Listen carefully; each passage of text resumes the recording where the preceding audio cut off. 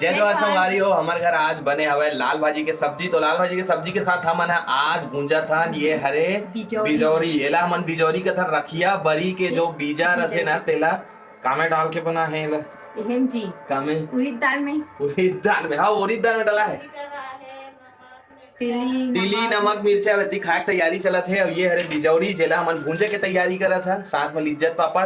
तो ये भाजी साग जो बने लाल भाजी ओकर साथ बिजौरी के साथ भात खाना है। तो चलो बिजौरी भूंजाई तो हम दिखा था ना आप मन ला। संगवारियों बहुत जने बिजौरी ला आगी के आंच में भूंजते, लेकिन हमारे घर शाम के समय आगी नहीं बरे है, गैस में बना है शाम के खाना ला। तो हमन तेल में तला था ना। आप मन कैसे बनाते हो कमेंट करके जरूर बताओ। संगवारियों बिजौरी हमारे भूंजा चुके हैं। कौन कौन बिजौरी खा हो और कौन कौन अभी बिजौरी बनाया हो कमेंट करके जरूर बताओ। और ये बिजौरी ला आप मन के तरफ का नाम से जाने जाते तेला भी कमेंट करके बताओ संगवारियों।